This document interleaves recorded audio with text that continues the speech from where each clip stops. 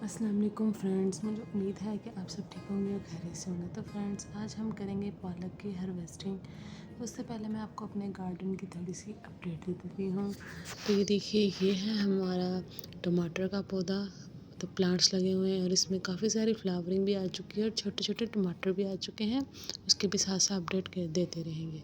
तो ये लगी हुई हैं मूलियाँ जो हमारी लगी हुई हैं।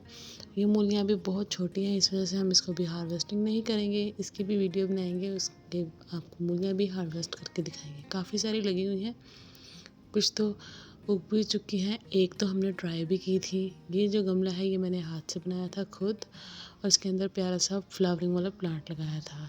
तो ये साथ हमारा इलायची का पौधा था। ये अंजीर है, अंजीर के पत्ते तो झड़ चुके हैं लेकिन फ्रूट अभी भी आ रहा है। ये भी मूलियाँ हैं और ये देखिए गेंदे का ये प्लांट है, मतलब फ्लावर है। कुछ कुछ हमने मिक्स करके इस फ्लावर के पौधे भी लगाए हुए हैं इसमें। और ये देखिए, जो मैंने कहा था आपको अपने क्यारी की अपडेट दूंगी, तो ये देखिए हमारी क्यारी बहुत ही परफेक्ट जा रही है। इसके जो पौधे हैं वो बहुत ही प्यारे हो चुके हैं। ये देखिए, वो अब फ्लावरिंग पे आ चुके हैं जो हमने टमाटर के लगाए थे पौधे। और कुछ जो फूलों वाले लगाए थे उसमें फूलों की नोट्स आ चुकी हैं। तो ये देखिए, ये टमाटर के फूल में भी, तो टमाटर के पौधे में भी फ्लावरिंग आ चुकी है। अब देखते हैं फ्लावरिंग के बाद कब तक फ्रूटिंग आती है इसमें। देखिए, फ्लावरिंग बहुत ज़्यादा आ चुकी है, मतलब इकट्ठी इकट्ठी काफ़ी सारे फ्लावर इसमें आए हुए हैं। और इसमें काफ़ी सारे फूलों के पौधे भी लगाए थे, जिसमें से गेंदे के फूल तो उग चुके हैं लेकिन बाकी आहिस्ता आहिस्ता आएंगे। ये देखिए, एक हमने टमाटर का पौधा यहाँ पे भी लगाया और ये है मोरिंगा का, जिसके हमने लीव्स उतार लिए हैं। और इसी के साथ है ये लीमू का पौधा। लीमू के पौधे में 3 से 4 लीमू रह गए थे बस, थोड़े से, बाकी हमने उतार लिए थे। ये है हमारी कंपोस्ट बीन, जिसमें हम अपने किचन का सारा वेस्ट डालते हैं, सारे पेपर वगैरह हर चीज़ डालते हैं, सिर्फ कुक्ड फूड हम इसमें नहीं ऐड करते।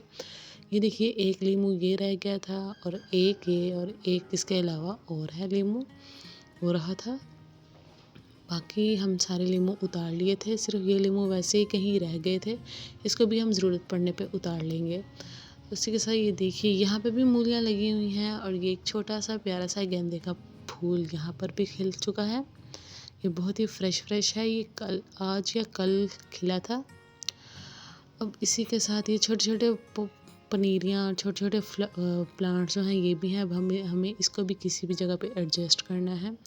आप बताइए कि इसको किस तरह हम कहाँ कहाँ पे लगा सकते हैं। तो ये देखिए, ये हमने रखा हुआ है काऊ डंक, जिसकी हमने कंपोस्ट बनानी है। अभी इसको काफ़ी टाइम लगेगा कंपोस्ट बनने के लिए, ये काफ़ी दिनों से यहीं पे पड़ी हुई है।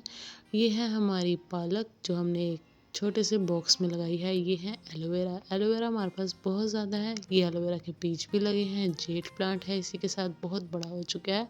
इसका भी कोई जुगाड़ लगाएंगे हम। और ये है हमारे अदरक के प्लांट्स, इसमें इमली का भी एक पौधा लगा हुआ है। और ये है हल्दी। हल्दी भी हार्वेस्टिंग के काबिल हो चुकी है, वो भी हम बहुत जल्दी आपके साथ वीडियो शेयर करेंगे हार्वेस्टिंग की।